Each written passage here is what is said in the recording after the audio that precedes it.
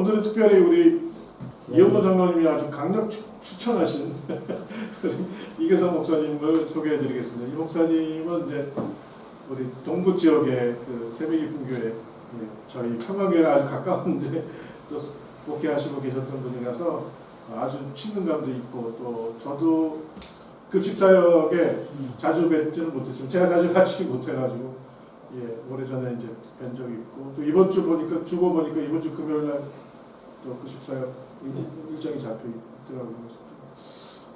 사모님하고는 안면이 있는데 이제 제가 누군지는 모르실 거고, 저는 이제 어제 이제 또 오랜만에 또 오셔서 또 인사드렸고, 아이들은 제가 누군지 모르겠습니다. 오늘은 우리 네 번째인가요? 다섯 번째인가요? 다섯 번째.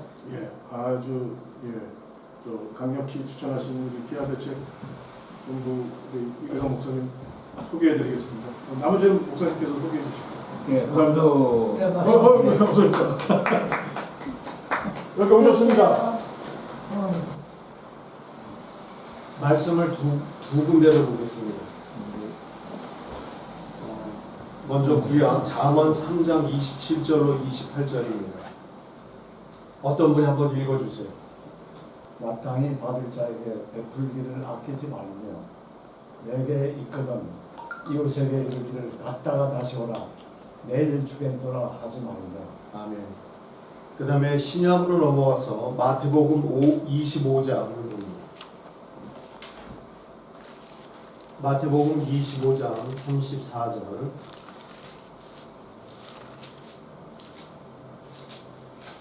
마태복음 25장 34절로 40절 말씀. 저랑 여러분이랑 한 절씩 교독하겠습니다. 그때 임금이 그 오른편에 있는 자들에게 이르시되 내 아버지께 복받을 자들이여 나와 창세로부터 너희를 위하여 예비된 나라를 상속받으라. 내가 결실에 너희가 먹을 것이었고 목마를 때에 마시게 하였고 나그네 되었을 때에 영접하였고 헐벗었을 때 옷을 입혔고 병들었을 때 돌보았고 옥에 갇혔을 때 와서 보았느니라. 이에 의인들이 대답하여 이르되 주여 우리가 함께 주께서 주신 것을 보고 명실을 대접하였으며 목마르신 것을 보고 마시게 하였나이까. 어느 때에 나그네 되신 것을 보고 영접하였으며 헐벗으신 것을 보고 옷 입혔나이까. 어느 때 병드신 것이나 옥에 갇히신 것을 보고 가서 배웠나이까 하리니. 함께 읽습니다. 임금이 대답하여 이르시되 내가 진실로 너희에게 이르노니 너희가 여기 내 중에 지극히 작은 자 하나에게 한 것이 곧 내게 한 것이니라 하시고. 아멘. 일단 5분짜리 영상입니다. 저희가 만든 영상인데 여기에 나오는 이 영상이 언제 방영된 거냐면은 인사이드 뉴질랜드의 채널 3에서 2011년도 총선을 3일 앞두고 방영되었던 내용입니다. 이게 아주 중요한 거라 한번 5분만 보겠습니다.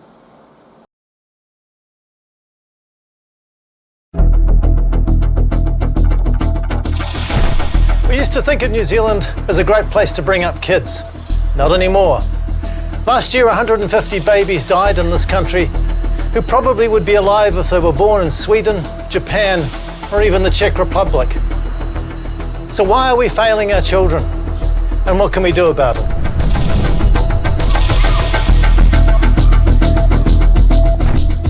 Over the last 6 months, I've been travelling around the country talking to parents and health professionals about what's gone wrong with child health.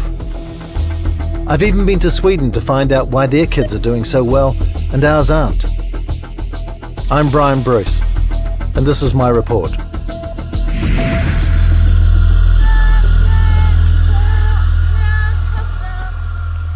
When I went to school in the 1950s, very few kids came to school hungry. And if we did, the government made sure we didn't have empty tummies for very long by giving us a free bottle of milk every day. The theory was simple. Hungry kids don't learn. Hungry kids get sick and cost the nation money. So the government made sure that every Kiwi kid, rich or poor, was given a bottle of milk first thing, every morning. But a lot of today's kids are being given a very different message, that the world's a selfish place. And if you arrive at school hungry, then a charity, not the state, may feed you, if you're lucky. Sosie Allendale is the principal of Russell Primary School in East Porirua. Her pupils' parents earn some of the lowest incomes in New Zealand.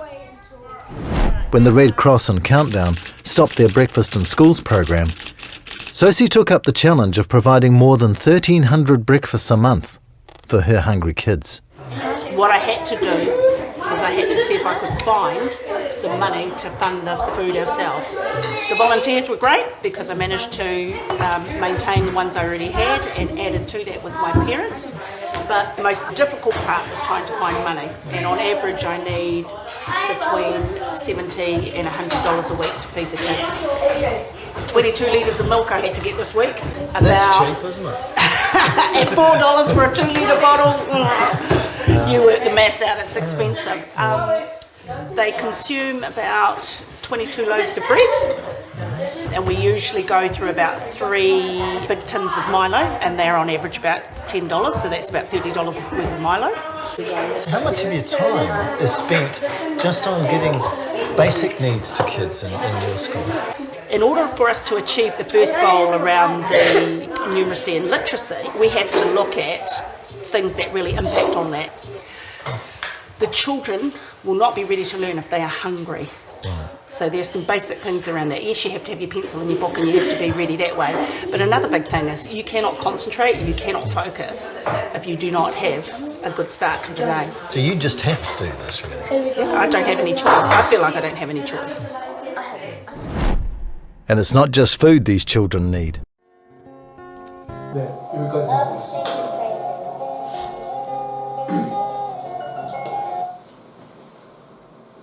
지금 그 러셀에 있는 학교 교장 선생님이 그렇게 얘기를 하셨어요. 배고픈 아이들이 많다. 그리고 일단 배가 고프면은 아이들이 공부에 집중을 할 수가 없다. 그래서 일단 먹여야 된다. 근데 제가 2009년도에 맹겔에 있는 로슨 로드 스쿨을 방문을 했습니다.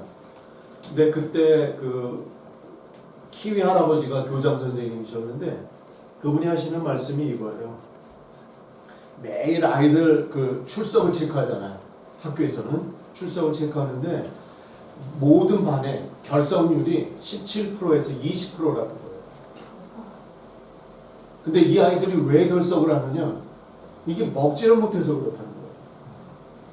그래서 저한테 하는 얘기가 만약에 파스탈이 네가 어제 저녁도 못 먹었고 오늘 아침도 못 먹었는데 가방 싸갖고 와가지고 클래스에 앉아가지고 너 같으면 정상적으로 공부를 하겠느냐 묻더라고요. 근데 그 교장 선생님이 자기 같으면 안 한다는 거예요. 그래서 이 아이들이 눈만 뜨면은 가방 갖고 학교 가는 게 아니라 집을 나가는 거죠. 그래서 3, 4, 5 짝을 지어가지고 돌아다니다 배가 고프면은 빵집에 가가지고 빵도 훔치고 그리고 뭐 이런 카운트다운 같은 데서는 훔치기가 쉽진 않지만은 이런 중국 마켓이라든가 이런 데어리라든가 이런 데에 들어가가지고 이렇게 도둑질을 하는 거죠. 먹기 위해서. 근데 재미도 있지만 재미로 하는 애들도 있지만은 이게 생존을 위해서 그렇게 도둑질도 하고 그러고 돌아다니다 보니까 이게 그 옷 같은 것도 뭐 다 남의 집에 걸려있는 빨래줄에 있는 옷들 보고 대충 비슷하면은 걷어다가 입고 이제 그런 일들을 많이 하는데 이렇게 방황하는 아이들을 학교로 돌릴 수 있는 방법이 무엇이냐 했을 때 그 교장 선생님이 그럼 너희들이 와가지고 그럼 아침을 그렇게 제공할 거냐? 그래서 우리가 브레이크퍼스트 클럽을 시작을 하면서 아이들한테 아침을 제공을 하겠다 했더니 그 선생님이 너무 좋아하는 거예요. 그래서 2010년서부터 저희가 브레이크퍼스트 클럽을 시작을 했는데 나중에 이제 한번 오라고 교장실로 오라고 해서 갔더니만 하시는 말씀이 이 도표를 보여주면서 봐라. 너희들이 와가지고 브레이크퍼스트 클럽을 하면서 20%대의 결석률이 한 자릿수로 줄었다는 거예요. 그래서 아이들에게 기대가 생겼고 아이들이 희망이 있고 기다린다는 거예요. 그래서 그때는 월요일이랑 금요일 날 했거든요. 그래서 아이들이 월요일, 금요일 이게 아주 놀기 좋고 빠지기 제일 좋은 그런 시간에 우리가 들어가서 아침을 제공을 하니까 아이들이 미리 와서 기다리고 그리고 그런 아이들이 와서 배고픔을 충족하면서 바깥으로 나가지 않고 나갔던 아이들이 다시 클래스로 복귀하는 그런 현상이 벌어졌습니다. 그래서 이 브레이크퍼스트 클럽이 사실은 뭐 잘 사는 학교에서는 별로 의미가 없어요. 그래서 저희가 오클랜드의 한 20개 학교를 돌아다녀 봤는데 대부분의 학교 교장 선생님이랑 선생님들의 반응은 필요 없다라고 그래요.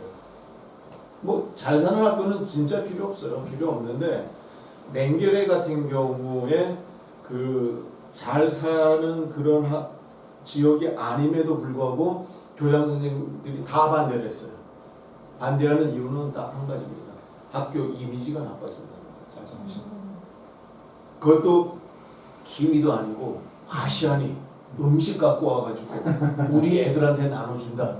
이거는 자존심이 허락하는 게 아니고 그리고 바깥에서 볼 때 얼마나 이 학교가 후지겠냐라는 거예요. 그래서 안 된다는 거예요. 2번 다시 오지 말라고 그래요. 그런데 로버트슨 로드 스쿨 교장은 생각이 달랐어요. 그게 무슨 얘기냐? 너희들이 와가지고 해주면 너무 고맙겠다. 아이들을 위한 일인데 이 얼마나 고마웠거든요. 한국 교회가 돕고 그리고 그 기금으로 아이들이 배부리 먹으면서 학업에 집중할 수 있다 그러면은 얼마든지 웰컴입니다. 그래서 지금까지 계속 이어서 하고 있습니다. 그래서 이 브레이크퍼스트 클럽뿐만 아니라 진짜 그 없이 사는 사람들 그리고 정말 굶주린 사람들 이런 사람들에게 도움을 주는 것은 어찌 보면은 당연한 일이라고 생각을 합니다. 제가 사는 푸켓코에 여러분들 한번 와 보신 적 있습니까? 푸켓코에 길가에 이 푸드 캐비넷이 있어요. 그래서 푸드 캐비넷에 뭐 빵집 하다가 오늘 빵 남은 거 거기다 봉지 해가지고 거기다 다 집어넣어. 농장 해가지고 오늘 그 오이를 갖다가 수확을 했다. 그런 B급들 남잖아요. B급들 봉지에다 해가지고 다 푸드 캐비넷에다 넣어요. 그리고 옆에다가 비닐봉지 이만큼을 함께 합니다.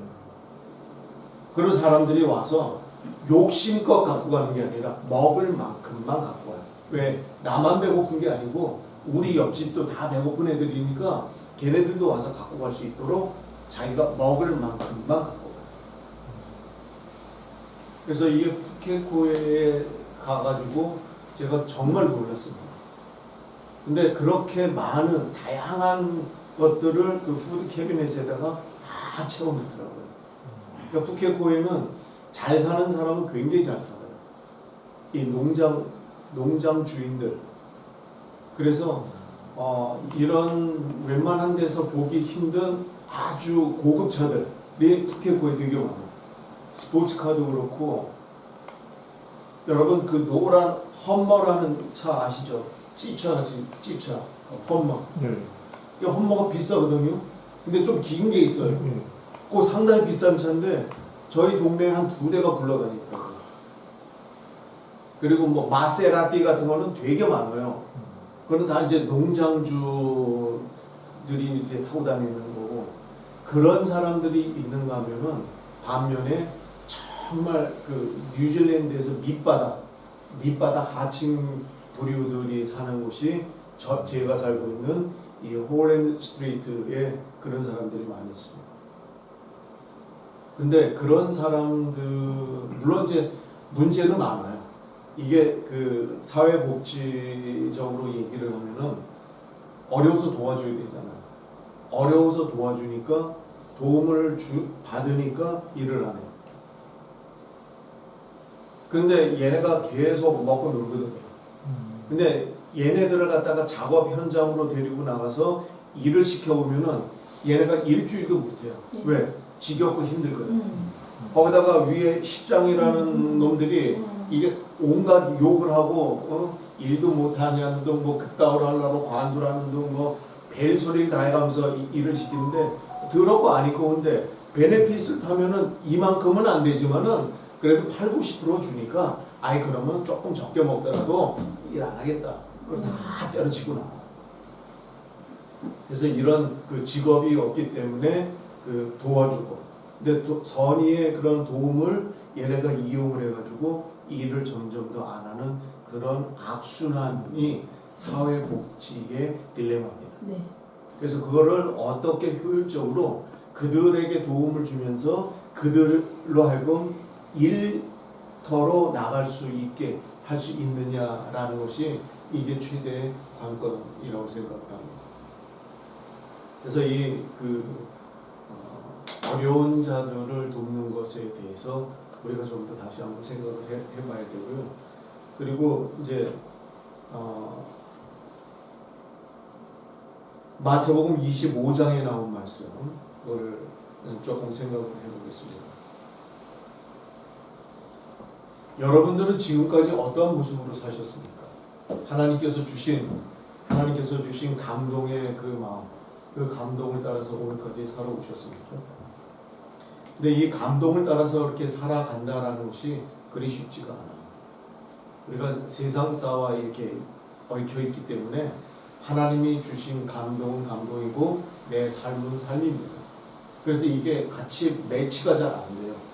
그래서 그리스도인이라고 얘기를 하지만은 가장 결정적인 것이 세상 사람들이 볼 때 쟤네가 우리와 다를 바가 없다라고 생각을 해요. 그래서 굳이 뭐 저렇다고 그러면은 시간 들여 돈 들여 교회 갈 필요가 있다 없다 없는 거예요. 근데 가끔 보면은 이렇게 정말 예수처럼 신선한 충격을 주며 살아가는 사람들이 종종 있습니다. 그게 이제 오늘 바로 성경 본문 마태복음에 나오는 그런 사람들의 이야기라고 이야기할 수 있습니다. 근데 이제 이런 모습으로 마태복음 25장 34절로 40절에 나오는 이런 모습으로 삶을 살아갈 수 있는 가장 중요한 핵심이 뭐냐면은 이게 물질관이에요. 물질에 대한 마음가짐이 어떠냐라는 겁니다. 물질이 내 거다라고 얘기를 하면요 1센트도 다른 사람들을 도와줄 수가 없어요. 왜냐하면 지금까지 내가 일을 했어요.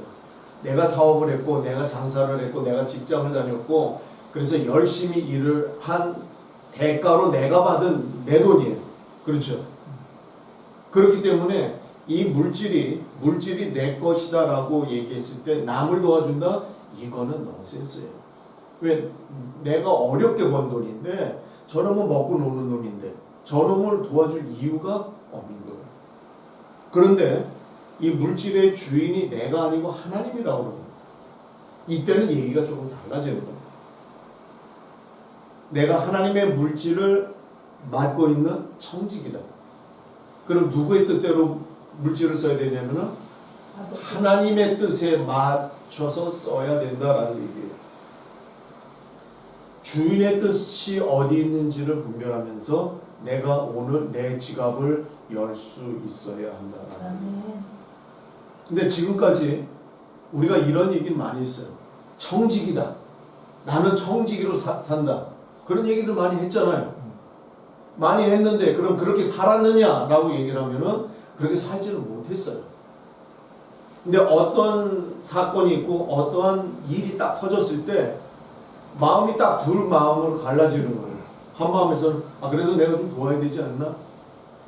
그런 마음이 얼핏 드는데 한쪽에서는 야 정신 차려 임마. 너 은퇴한 사람이야. 너 지금 연금 받고 살아. 근데 누가 누구를 돕니? 넌 그냥 가만히 찌그러져 있어. 너 조용히 있어도 너한테 뭐라 그럴 사람 없어. 라고 얘기를 할 수가 있어요. 그렇죠, 장로님? 그렇습니다. 네, 맞아. 이게 솔직한 얘기예요. 근데 중요한 것은 하나님의 마음을 주셨거든요. 네. 처음에 딱 주셨는데 그 마음을 애써 부인했어요. 아, 나는 은퇴자야. 나 연금 받는 사람이야. 그리고 나는 수입이 없는 사람이야. 라고 딱 선을 그어버리면은 그 다음부터는 할 얘기가 없는 거예요. 그리고 그 누구도 와가지고 은퇴하셨는데 연로하셨는데 장로님 좀 도와주세요. 라고 얘기 안 해요. 얼굴만 딱 봐도 알죠. 나보다 훨씬 나은 사람들이 많으니 그 위로 찾아갔어요. 이제 그렇게 얘기한단 말이에요. 여기 다 그런 분들이 앉아 계십니다. 문제가 좀. 그렇죠. 그런데 이 물질관이 얼마나 중요하냐면요. 이 물질관이 신앙의 척도예요. 아멘. 저는 뭐 어렵지 않은 그런 집안에서 살았어요. 저희 아버지가 뭐 대학 교수였으니까 뭐 부자로 살지는 않았지만은 그래도 물질의 여유를 갖고 살았습니다. 근데 저는요, 아무리 더워도 학교 다닐 때도 아버지가 80년도에 용돈을 5만 원을 주셨어요. 그때 용돈 5만 원이면 되게 많았거든요. 웬만한 아이들이 한 2만 원 정도 쓸 때 5만 원을 주셨으니까. 근데 그렇게 돈을 주셨을 때도 덥다고 지나가면서 콜라 한 잔 사 먹고 다니질 않았어요. 일단 학교 가기 전에 미숫가루 타가지고 냉장고에다 넣어놓고 그리고 학교 갔다가 와서 흔들어서 그거를 마셨어요.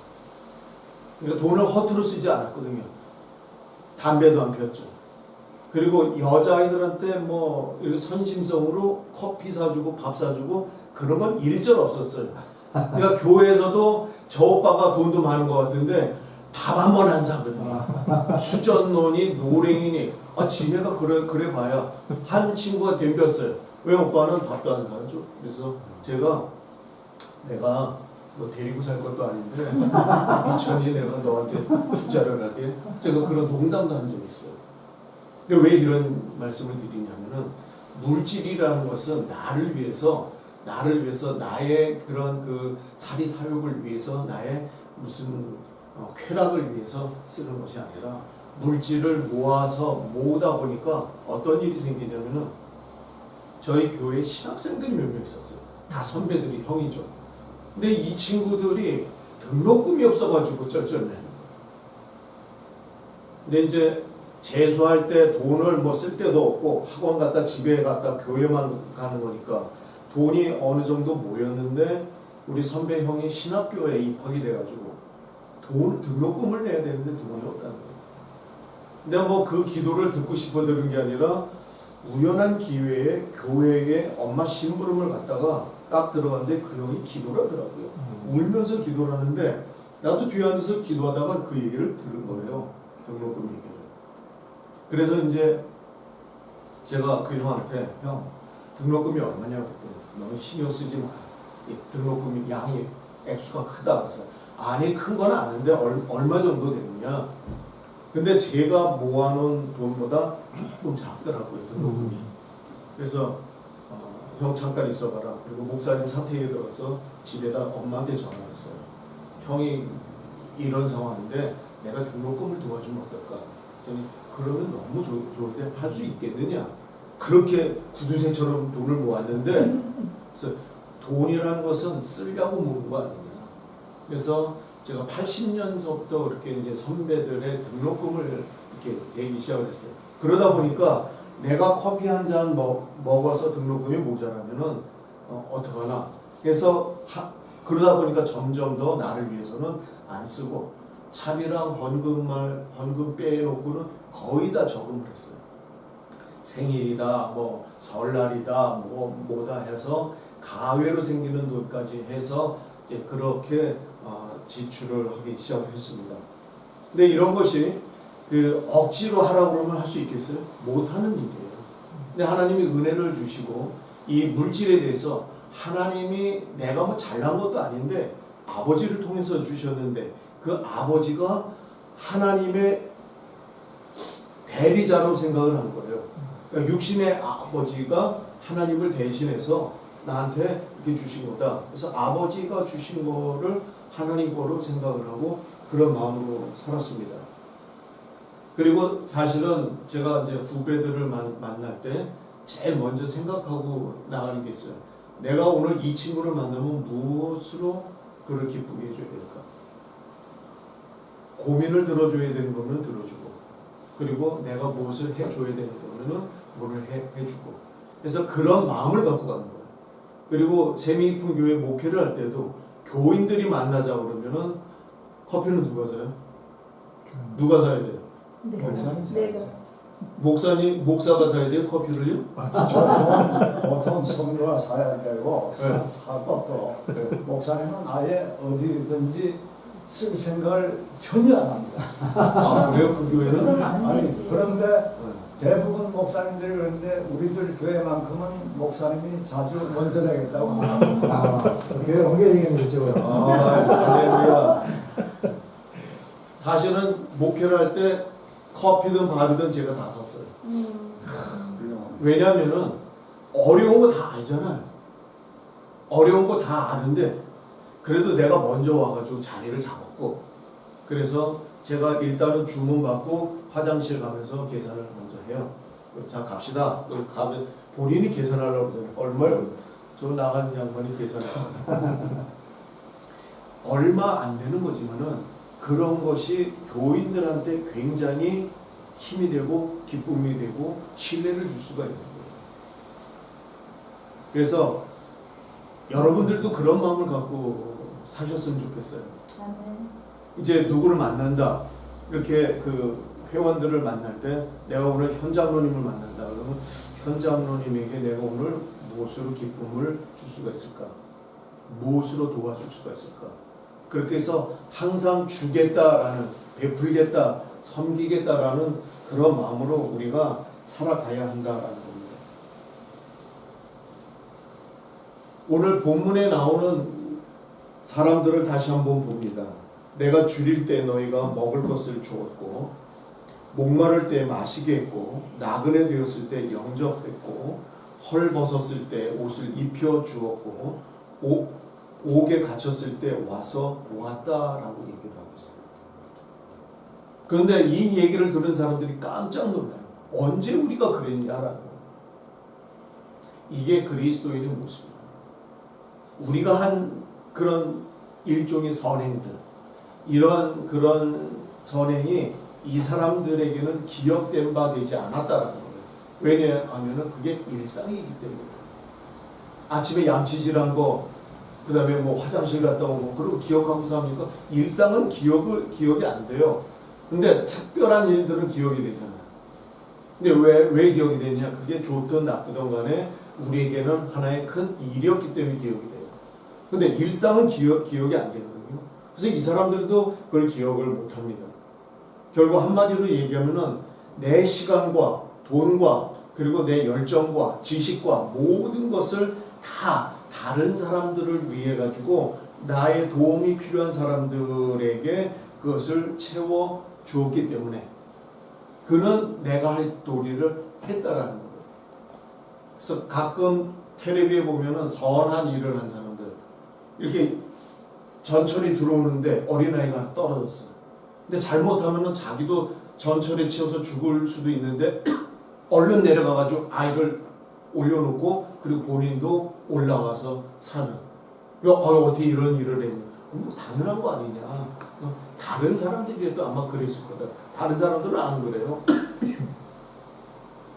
이렇게 내가 한 것에 대해서 기억된 바가 없는, 그리고 내 시간과 모든 것을 다 주님께 하듯 우리의 필요를, 우리에게 이런 필요를 요구하는 그런 사람들에게 한 것이 이런 그 아버지께 복 받을 자다라는 그런 칭찬을 받게 되는 것입니다.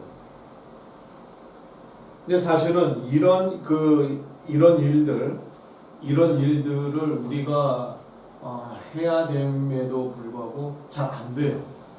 왜 안 되느냐면은 여러 가지 생각이 복잡한데 그 중에 가장 중요한 것이 물질관이다라고 제가 말씀을 드렸습니다. 그러면은 이런 모습으로 살아가야 되겠다라고 결심을 한다 그러면은 우리가 이제 그 잠언서를 보면은 우리가 좀 더 이해를 할 수가 있습니다. 잠언서 3장 아까 읽었죠? 잠언 3장에 보면은 뭐라고 얘기합니까? 내 손이 선을 베풀 힘이 있거든 마땅히 받을 자에게 베풀기를 아끼지 말며 내게 있거든 이웃에게 이르기를 갔다가 다시 오라 내일 주겠노라 하지 말라라고 얘기를 합니다. 그럼 이제 여기서 생각해야 될 게 두 가지입니다. 내 손이 선을 베풀 힘이 있거든 해서 과연 나에게 선을 베풀 만한 힘이 있느냐라는 거예요. 아까도 얘기했잖아요. 나 은퇴했는데 나 이제 직업도 없는데. 그래서 첫째는 내 손이 선을 베풀 힘이 있느냐. 그리고 두 번째는 마땅히 받을 자가 누구냐. 마땅히 받을 자라는 게 뭐냐라는 거예요. 혹시 충북 음성에 있는 꽃동네 가보신 적 있으세요? 나중에 한번 한국 가실 일이 있으시면요, 충북 음성에 있는 꽃동네를 한번 방문을 한번 해보세요. 거기가 어떤 곳이냐면은 행려병자들, 그러니까 세상에서 이제 집에서 나와서 노숙을 하고 노숙을 하다가 병이 아파가지고 이제 오고 갈 데 없이 이제 죽어가는 그런 사람들을 그 충북 음성에 있는 꽃동네에다가들 많이 갖다 놓은. 거기가 이제 마지막으로 삶을 정리하고 가는 거예요. 근데 꽃동네에 가보면요, 언덕 하나 넘어가는 데가 있는데 거기 문이 하나 있습니다. 이 천국의 문이에요. 거기를 넘어서 밑에 있는 그 병동으로 가면은 거기가 이제 임종을 준비하고 거기서 생을 나가는 그런 곳입니다. 근데 이 충북 음성 꽃동네 초입에 큰 돌에다가 그 최기동 할아버지의 글귀가 하나 적혀져 있습니다. 이게 뭐냐면은 얻어먹을 수 있는 힘만 있어도 그것은 주님의 은총입니다 라는 글귀예요. 얻어먹을 수 있는 힘만 있어도 그게 주님의 은총이다. 쉽게 얘기하면은 빌어 먹는 그런 힘만 있어도, 동양을 하고 국어를 하는 힘만 있어도 그게 주님의 은총이다라는 거예요. 여러분 이해하실 수가 있겠어요? 저는 이해가 가세요? 안 되죠. 이게 쉬운 얘기가 아니에요. 근데 이 최기동 할아버지가요, 거지예요. 거지 할아버지였어요. 근데 거지 할아버지라 동양을 하러 아침마다 이렇게 다니는데, 동양을 해서 내가 혼자 먹는 것이 아니라 걷지 못하는 그런 환자들 있잖아요. 그 사람들을 갖다가 다리 밑에다가 다 집어넣었어요. 돌아다니다가 그런 자들이 있으면 다 데려다가 거적대기로 막아놓고 거기다가 집어넣고 너 여기 있어. 내가 동양에서 갖고, 그래서 다 동양을 해요. 돈을 주잖아요. 돈을 안 받아요. 먹던 밥을 달라, 음식을 달라. 그래서 그 음식을 갖고 와서 데펴서 그 사람들의 입에다가 다 넣어줍니다. 근데 이 사람이 몸이 성하냐? 이 사람도 장애인. 그런데도 불구하고 그 동양밥을 얻어다가 그래서 다 먹입니다.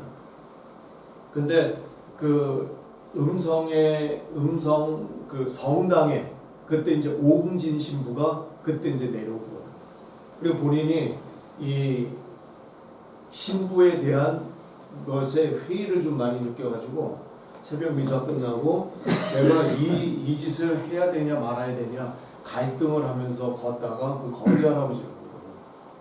근데 밥을 잔뜩 얻어가지고 이러고 걸어가는데, 그래서 저 양반이 저렇게 많은 동양을 할 필요가 있나. 그래서 따라가 보니까 그 다리 밑에 거기서 다 그 더러운 냄비 그 세수대 같은 데다가 밥을 넣고 데피고 그래서 다 먹이는 그 모습을 보면서 이거다. 내가 하나님이 부르시는 그날까지 이 사람들을 위해서 일을 해야 되겠다라고 해서 최기동 할아버지와 함께 오웅진 신부가 세운 것이 꽃동네예요. 그러면서 그 할아버지가 한 얘기, 이 얻어먹을 수 있는 힘, 이것만 있어도 이게 주님의 은총이다. 그러면 여러분 생각할 때 이 최기동 할아버지보다 못한 게 있습니까? 못하죠. 네? 그분보다 나을 게 하나도 없습니다. 그래요? 왜? 생각이 생각이 몸이 육체 얘기하잖아요. 육체 육체? 구체적으로. 육체는 아마 여기서도 톱 클래스에 그렇죠. 거기다 경제적으로는 그래도 정부가 연금 주잖아요. 경제적으로는 내가 분들이 어쨌든 간에 경제적으로도 국가가 연금을 주고요. 집도 있죠. 없어요. 없어요? 집 있는 사람한테 얘기했어요. 아니 사는 집이 있냐는 거예요. 사는 집은 있죠. 그 집이 없다는 거지. 렌트든 그건 중요한 게 아니에요. 렌트든 뭐 내 집이든 그건 중요한 게 아닌데 집이 있잖아요. 집이 있고 연금이 있고 건강하고. 그러면 최기동 할아버지보다 못한 게 뭐 있을까? 거의 없죠. 없죠. 낫다라고 얘기해야지 거의 없다고 그러면 오늘 우리 선생님이 아주 구속하고 맨 앞에 앉으니까 그런 거예요. 현장론이 앉았으면 바로 직격탄인데. 한 쿠션 먹고 들어가서 피해가 덜할 거예요. 결심을 할 거예요. 우리가 생각할 때 최기동 할아버지보다 못한 건 하나도 없어요. 100배, 1000배 나아요. 그리고 풍요로운 삶을 살아요. 그리고 뭐 이제 나이가 들어서 생기는 그런 성인병들은 있지만 그런 육체적으로 힘든 그런 것도 없고 전부 다 낫습니다. 근데 이 아무것도 갖고 있지 않는 거지 할아버지 최기동 할아버지가 이 얻어먹을 수 있는 힘만 있어도 그게 주님의 은총이라고 그러면 우리의 삶은 주님이 폭포수와 같이 부어주신 그런 은혜의 삶이다라고 고백할 수 있으리라 믿습니다. 아멘입니까? 아멘. 네. 그럼 마땅히 받을 자가 누구입니까? 이 이야기를 들으면요, 이게 굉장히 헷갈리는 거예요. 아니 마땅히 받을 자가 어디 있어요? 내가 자비를 베푸는 거고 내가 긍휼을 베푸는 건데 마땅히 받을 자라는 것은 네가 나에게 당연히 줘야 된다라고 얘기를 하는 거예요. 그렇죠? 마땅히 받을 자.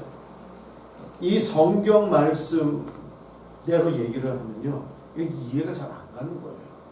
근데 이 마땅히 받을 자가 있다라고 성경이 얘기하면 뒤집어서 얘기하면요, 당연히 줘야 될 사람이 있다라는 거예요. 그게 누구예요? 우리라는 거예요. 왜?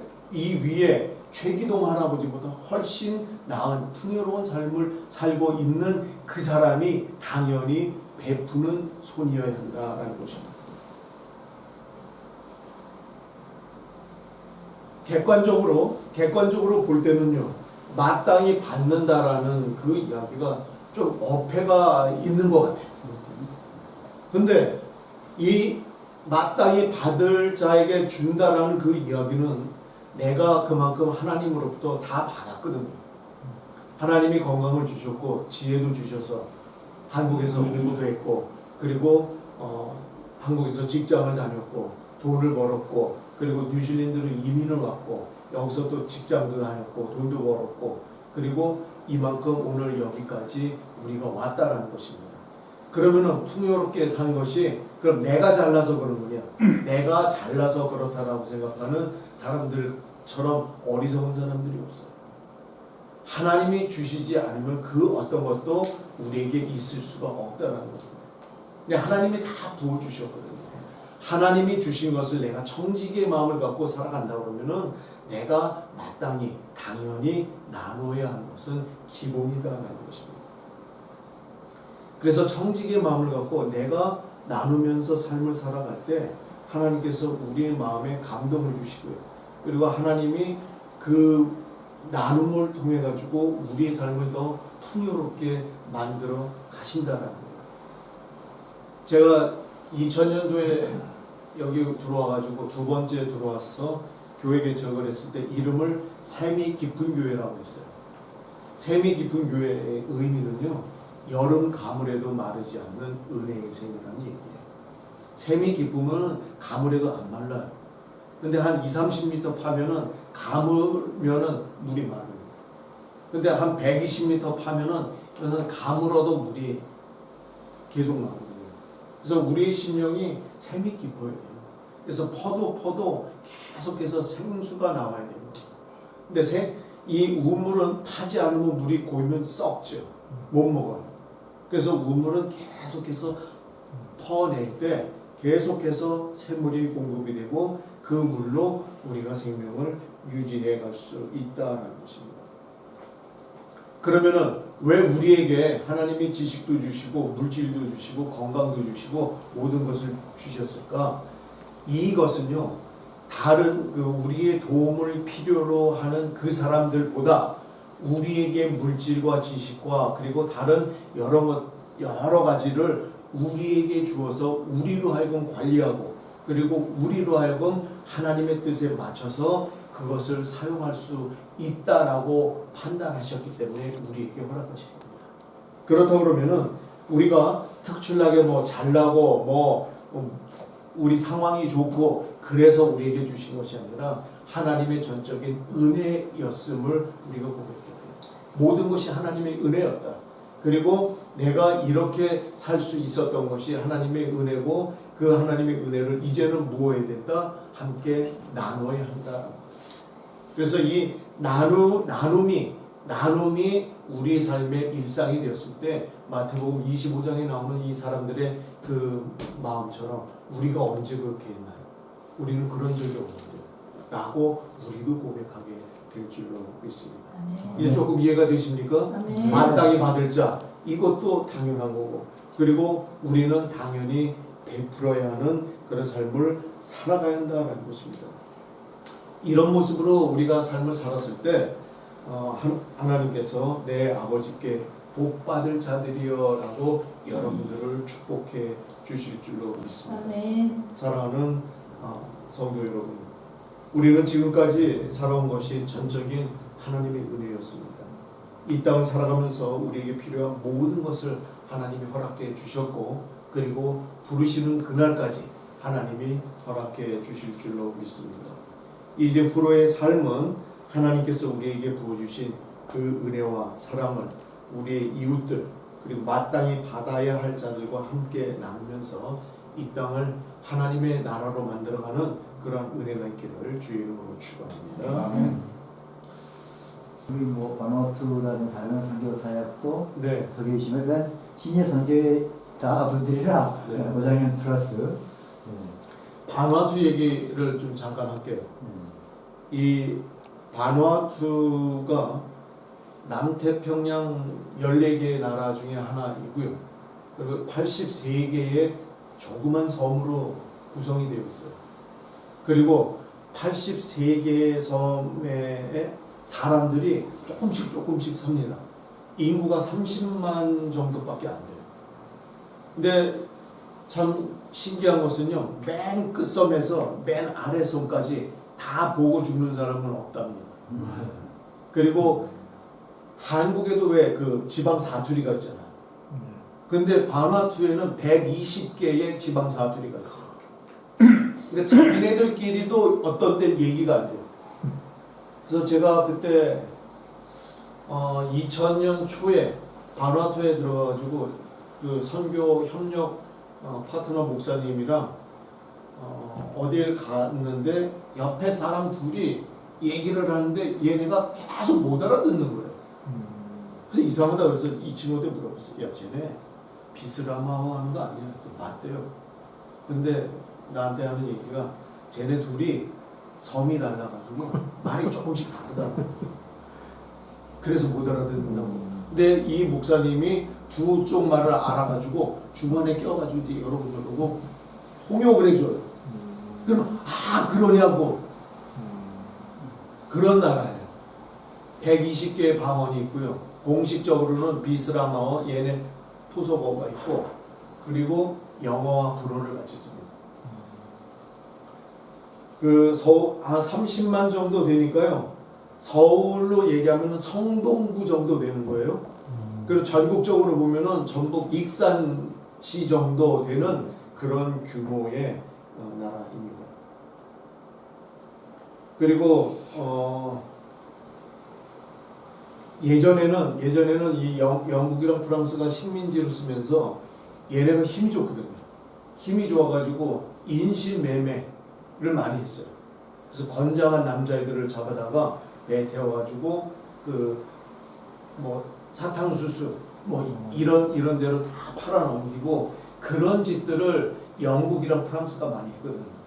그러면서 신탁 통치를 했는데, 그래서 백인들에 대해서 일단은 그 노예처럼 살았기 때문에 백인들에 대한 그런 그 리스펙트는 좀 있어요.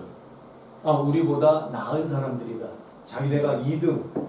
그러니까 그 걔네가 얘기할 때는 화이트와 블랙만 있어요. 우리도 화이트라고 걔네가 얘기를 합니다. 그래서 이 인신매매로 인해서 피지와 뉴칼레도니아로 많이들 이렇게 팔려 나간 그런 역사가 있습니다. 그리고 그 GDP를 얘기하면요, 세계 최빈국 중에 하나예요. 그런데 이 문명이 많이 들어가지 않았던 그런 시기에 행복 지수가 세계 1위였던 때가 있었어요. 그때는 다른 나라와 그리고 다른 그 좀 잘 살던 사람들과 비교가 안 됐을 때는 너도 없고 나도 없으니까 다 똑같은 줄 알고 살았는데, 이런 거 핸드폰을 갖고 들어가고 노트북을 갖고 들어가고 이러다 보니까 저건 뭐냐? 근데 저기 전화기다.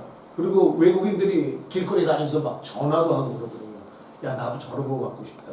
근데 가가지고 물어보니까 자기네로서는 살 수 없는 엄청 비싼 거거든요. 그러니까 설교사들이 들어가면, 야, 파스터리, 나도 이런 거 하나 줘라, 이런 거. 네가 이게 왜 필요해? 자기도 전화가 있었으면 좋겠다. 그러면서 상대적인 빈곤과 박탈감을 느끼는 거예요. 쟤는 있는데 왜 우리는 없을까? 근데 걔 중에 이제 동네에서 이렇게 뉴질랜드에 캐주얼 워커로 와서 돈을 벌어서 간 사람들이 이제 자식들 하나씩 사줬거든요. 근데 애들이 막 하고 다니는 거 보니까, 그러다 보니까 우리는 가난하구나. 우리는 비참한 삶을 살고. 그래서 행복 지수가 지금은 많이 떨어져 있습니다. 근데 이 바누아투의 문제점이 몇 가지가 좀 있어요. 첫째는 게으름입니다. 날씨가 덥거든요. 이 고온의 습도가 높은데 이런 그 열매들이 많아요. 바나나에, 코코넛에, 그 망고에, 그다음에 뿌리식물들, 타로, 얌, 마녀 이런 것들이 지천으로 널려져 있어요. 그러니까 굳이 일을 안 해도, 나가서 남의 밑에서 싫은 소리 욕 먹으면서 일을 안 해도 그냥 우리 집 앞에 있는 거 이렇게 캐먹고 얼마든지 살 수 있거든요. 그래서 일들을 안 합니다. 그리고 식수의 오염이 있어요. 이게 상하수도 시설이 잘 돼 있으면은 하수구로 해가지고 폐수 종말 처리장에서 처리를 해서 바다로 내보내면 좋은데, 그런 게 없으니까 그냥 다 땅 밑으로 다 생활 폐수, 축산 폐수 이것들이 전부 다 들어갔어요. 그래서 한 20-30m 되는 그 땅은 정말 몹쓸 땅으로 이렇게 오염이 되어 있습니다. 그래서 바누아투 애들뿐만 아니라 남태평양 섬나라 애들이 피부병이 많아요. 근데 피부를 만져보면요, 마치 까만 이 찰흙을 만진 것 같은 그런 아주 찰진 그런 피부예요. 얼마나 스킨이 좋은지 몰라요. 우리 스킨이랑은 비교가 안 될 정도로 아주 이게 습기도 있고 습도도 있고 아주 괜찮습니다. 그런데 여기에 한번 상처가 나면은 잘 낫지 않아요. 그리고 물이 안 좋기 때문에 석회수거든요. 석회수에 오염된 물에 그렇게 먹어서 피부 트러블이 굉장히 많습니다. 그리고 또 하나 심각한 것은 어린 10대들의 임신이에요. 얘네들은 그 생리하기 시작하고 가슴이 나오기 시작하면은 전혀 아이는 없습니다. 근데 지금까지 나랑 얘랑 빨개 벗고 겨울에서 놀았거든요. 놀다 보니까 이제 몸이 바뀌기 시작하잖아요. 근데 야, 너 왜 가슴이 너 가슴이 왜 이러냐? 만졌더니 가슴이 뭉클해. 너는 왜 나는 안 그런데. 그러면서 이런 성적인 그런 차이를 그게 뭔지도 모르면서 이게 자연적으로 동물적인 본능으로 그들이 관계를 갖기 시작하고 12살, 13살에 첫 아이들을 낳아요. 그걸 누가 길러야 돼요? 엄마가 길러요. 그래서 모계 사회예요, 모계 사회. 근데 그 한국 사람이 하는 모텔이 있어요. 그 모텔에 일하러 오는 그 아줌마, 애가 5이라고 그랬는데, 애가 5인데 정확하게 큰애 아빠는 얘고 그걸 몰라요. 누군지를 모른다는 거예요. 아빠를. 근데 분명한 건 이건 내 자식들이에요. 근데 관계한 남자가 누군지를 몰라요. 임신할 때 지금 그런 상황이에요. 그래서 딸아이가 임신을 하면은 학교를 관두게 하고 집에서 애를 낳게 해요. 애를 낳으면은 친정 엄마가 길러요. 근데 남편이 누구냐? 애 아빠가 누구냐? 뭐 물을 필요도 없고 물으면 더 골치 아파. 그놈이 들러붙으면 그놈까지 먹여 살려야 돼. 그래서 그냥 내 딸이 나면 내 새끼니까 그래서 내 새끼로 그냥 키우는 거예요. 근데 둘이 좋다고 결혼을 하겠다. 그러면은 애 한 2, 3 낳고 남자애도 직장 잡고 뭐 그러고 나서 나중에들 결혼을 합니다. 근데 그렇게라도 결혼하면 괜찮은데 그렇지 않은 경우는 그냥 친정 엄마가 그냥 다 키우게 됩니다. 그리고 쓰레기 문제가 심각해요. 쓰레기가 되게 많거든요. 그래서 그 아름다운 자연에 온통 쓰레기로 날려요. 거기 가가지고 알루미늄 캔만 주워도요, 이 돈이 될 정도로 그렇게 많아요.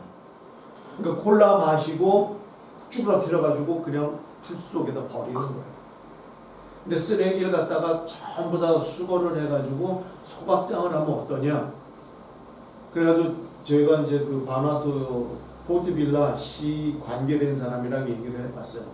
하루에 쓰레기가 얼마나 나오냐? 그랬더니 한 3만 톤 나온대요. 그래가지고 제가 우리 아버지 통해가지고 서울에 있는 소각장 하는 회사 대표한테 물었어요. 바누아투에다가 그래 해주면 안 되냐.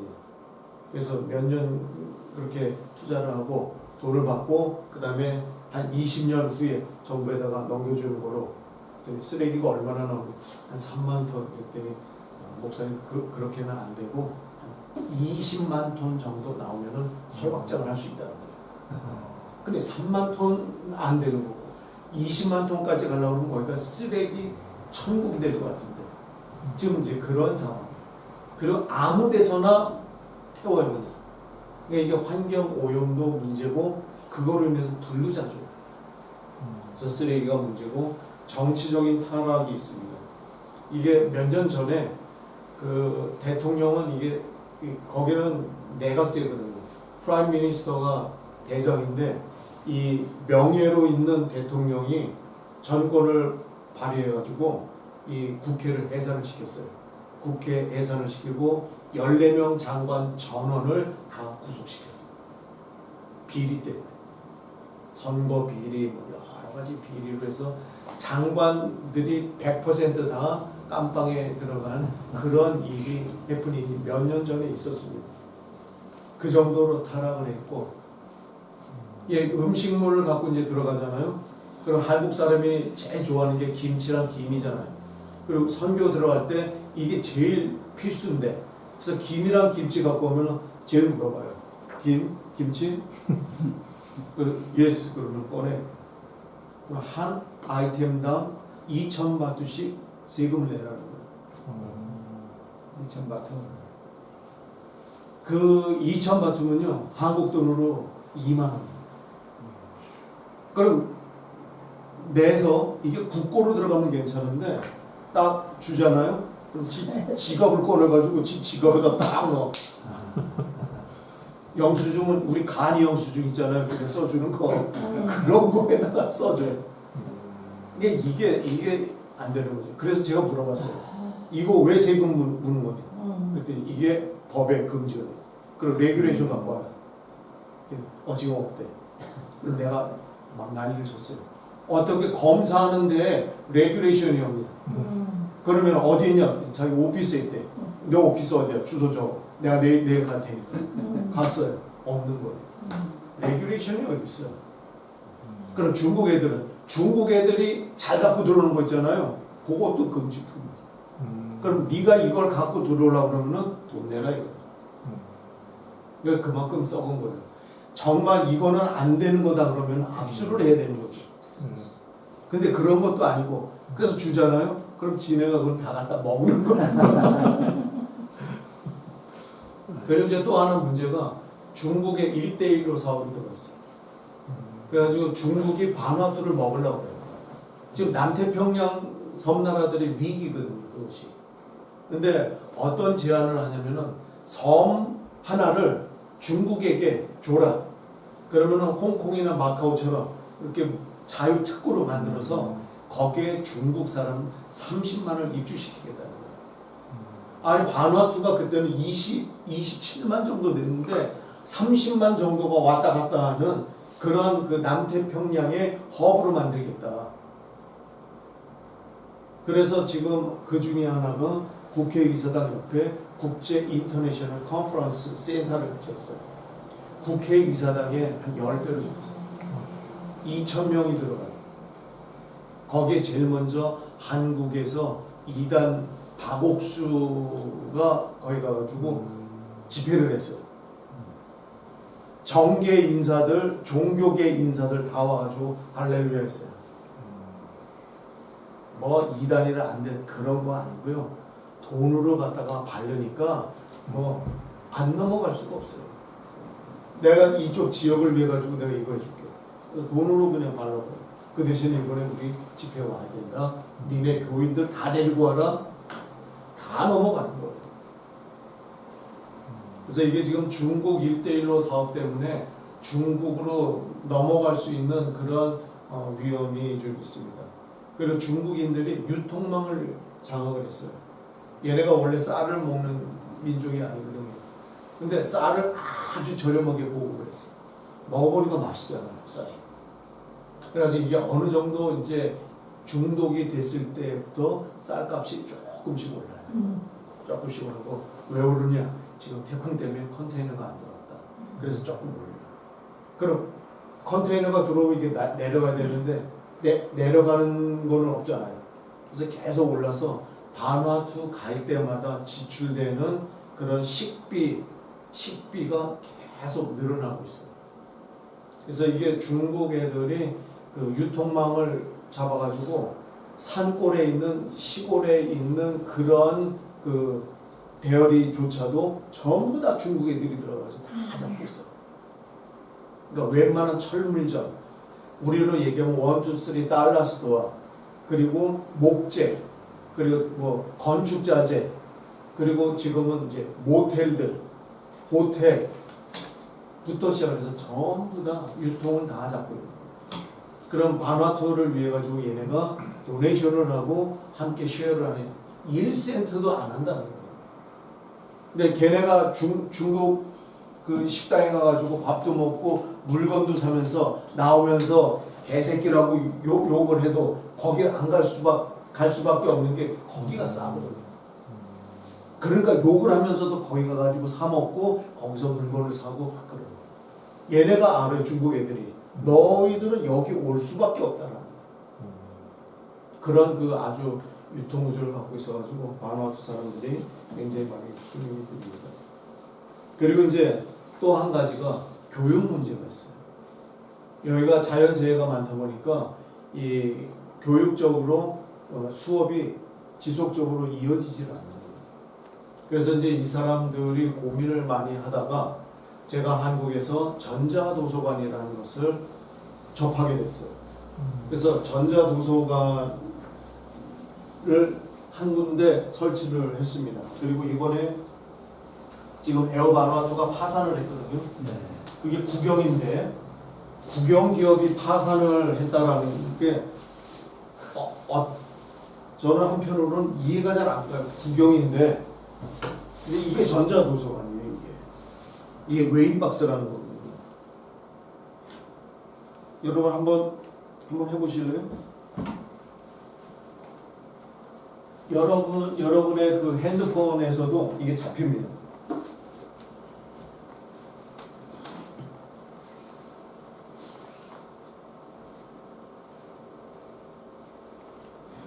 어디 누르는 거는 도서관 책들이 여기 다 들어있잖아. 여기에 그 책이 아이들이 읽어야 되는 동화책부터 시작해서 명작들 그리고 꼭 읽어야 될 책들이 한 6만 권 들어있고요. 어른들이 읽어야 되는 죽기 전에 읽어야 되는 기본 필독서가 600권이 들어있고요. 위키페디아 백과사전이 있고 그리고 중학교부터 고등학교까지 전 과정의 과목이 다 영상으로 녹화가 돼서 강의 내용이 다 들어있어요. 그리고 특히 여기 지금 만화투에 커리큘럼이 들어있어요. 교과서까지 다 들어있습니다. 그래서 이거로 만약에 저쪽으로 연결을 해서 쏘면은 와이파이 되죠? 아니 저 안 됩니다. 와이파이 쳐대. 와이파이 되잖아. 아니 이 노트북이 와이파이 잡을 수 있죠. 교회 계시면 없는데 어떻게? 그래요? 아 제가 쉐어해드릴게요. 예. 데이터를 안 하고 데이터로. 데이터는 다 있죠. 그다음에 데이터로 하면 다 되나? 있죠. 자 그러면요 데이터를 하고 있어요. 여기 그 초기에 이 톱니바퀴 설정을 설정을 거기 웨인박스 제로 예. 제로 누르세요. 이제 제로 누르면은 인터넷 연결 상태 확인 중 하고 인터넷 연결이 안 됩니다라고 나올 거예요. 그럼 인터넷에 연결되어 있지 않습니다라고 나오죠. 예. 그럼 이제 된 거예요. 비밀번호. 이게 인터넷이랑 연결이 안 되고 지금 얘는 얘랑 지금 연결이 된 거예요. 그럼 이제 나가세요. 크롬 있죠. 크롬으로 들어가세요. 안 됐어요. 파일을 쏴줘요.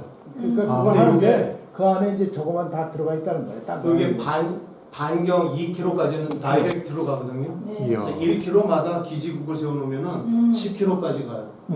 그럼 직경 20km 범위 내에 250대에서 300대 타블렛 PC나 노트북이나 핸드폰이나 다 접속이 돼요.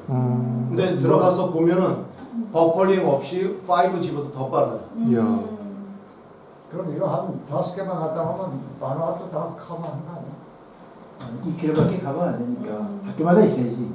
그러니까 학교마다 해서 학교에다가 요거를 해놓고 얘를 켜주고 그리고 나서 아이들이 만약에 학교에 올 수 없는 상황이라고 그러면은 아이들에게 충전된 타블렛 PC를 갖다가 나눠주고 집에서 켜서 들어와라. 그러면 아이들이 이렇게 키면은 바로 여기 접속이 되거든요. 그럼 나 오늘 수학 공부해야 되겠다. 그러면은 여기에 칸 아카데미가 있어요.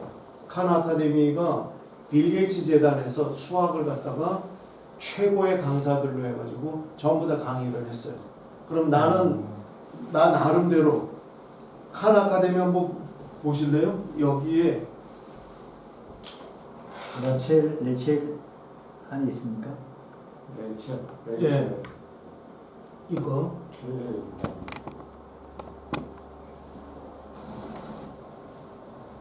매스, 사이언스, 이코노믹스, 파이낸스, 컴퓨팅 뭐 있잖아요. 매스에 들어가가지고 얼리, 카운팅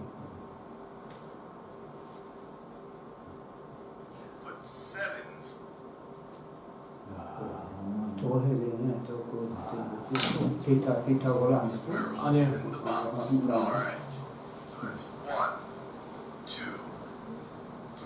그래서 아니 그러니까 학교 소비는 기기가 연결이 되지 안 되니까 필요 없다. 그래서 이걸로 와이파이 역할은 하죠. 하는 거니까. 요즘 인도에서 다 인도에서 제가 그걸 받는다는 건데 저기 와이파이 시계 되는 거 시계 역할을 하는 거지. 이거는 통신사로 안정 장로가 그 세간을 못 쓰는 거 보면은 이걸로 되겠네요. 그렇죠.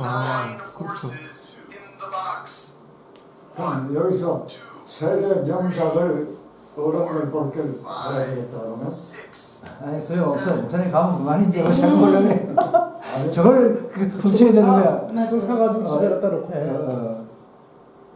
어떻게 참나니까. 저 안에 여기에 이 친구들이 다 자료를 있거든요. 어떻게 넣었을까? 그걸 본부에서 해주나? 저거 그렇죠. 아니 이렇게 세팅하는 들어가면 거죠. 자료를 공부해야 될 거 아니에요? 세팅 저기 세팅이 저기 그 세팅이 플로스토어가 없어. 플로우스터? 거기 왜 가요? 아니 시작을 좀 이거는 받고 만약에 받을 수 없는 것들은 이거 다 지워주세요. 저작권자한테 연락을 해서 허락을 받아서 집어넣은 거예요. 그래서 이거는 제3세계의 아이들의 교육을 위해 다 가지고 똑같은 얘기네 내용이 이거는 그죠? 이게 다 안에 컨텐츠가 다 똑같은 얘기야. 네, 네. 세팅 새로 연락을 본부에서 하는 거고. 근데 여기에다 지금 이제 바누아투 커리큘럼을 다 집어넣거든요. 그러니까 그거는 들어가서 클릭을 하면은 만약에 사이언스에 대해서 이거는 어떻게 가르쳐야 된다라는 것도 있고 거기에 텍스트북이 다 들어가 있어요. 본부에서 다 나오게 하는 거구나. 와. 그 사람 개발한 사람이 그러니까 이 후진국에서는 이게 참 유용하겠어요. 진짜 예. 좋은 거네요. 100만 원 정도 하신다 그러니까요? 이게 지금 이거 얼마 정도? 80만 원? 120만 원 요새. 60만 원. 근데 이제 관건은 이거는 뭐 이렇게 조금 모금을 하면 살 수는 있는데 중요한 게 저는 노트북이나 타블렛이 애들한테 50명한테 다 줘야 되니까. 그렇죠. 그래서 이거를 이제 학교에다가 이런 방에다가 세팅을 해가지고 컴퓨터 룸으로 이렇게 세팅을 해주려니까 저런 노트북 한 25만 원 한국에서 중고로 갖고 오는 게 문제예요. 비용이. 예. 그래서 이제 한 25만 원 중고로 여기서 살 수 있으면은 여기서 사면 좋고 아니면은 바누아투에서 살 수 있으면은 그건 좀 비쌀 것 비싸요. 같아. 굉장히 비쌀 것 같아. 근데 교실에 모아놓고 하나만 가지고 스크린 보고 공부하면 그렇지. 되잖아요. 책 읽는 거 네. 어린 아이들은 이렇게 읽으면 돼요. 네. 여기다 띄워놓으면은 음. 띄워놓고 읽으면 되는데 음. 수학이나 과학이나 이제 아이들이 개별적으로 집에서 공부를 해서 자기가 개인적으로 해주니까. 공부할 때는 같이 들어와서 해도 만약에 나는 공부를 잘 못하니까 레벨 1 하는 거고 우리 장로님은 공부를 잘하니까 레벨 5부터 시작하고 그 다음에 이영호 장로님은 레벨 9부터 시작하고 다 각계 전투로 갈 수 있는 것이 그리고 선생은 가가지고 모른다 그러면은 체크만 해주는 개인 지도를 거고 쓰면 되는 거예요. 개인 지도를 하는 거고 얘는 나름대로 다 자료를 쏴주니까 얘 하나에 50명, 100명, 200명이 동시에 공부를 할 수가 있다. 그러니까 선생이 요 원리만 잘 알고 활용만 할 줄 안다 그러면은 100명, 200명을 넣고도 얼마든지 공부를 다 가르칠 수가 있는 거예요. 그럼 교사도 많이 줄고 뭐 그렇죠. 경비가 많이 줄겠고. 예. 정확한 거는 얘가 강의를 해주잖아요. 그렇죠. 예. 강의를 해주는데 내가 보면서 내가 이해가 안 가면 선생님한테 묻는 거고 그리고 선생님이 설명해주고 진도 나가고 그래서 이 웨이박스를 우리가 됐어 아니 그만 됐고. 일단 우리 강의에 계신 박수로 한번 감사의 표현하시죠. 끝났던 거예요? 끝 얘기하신 거?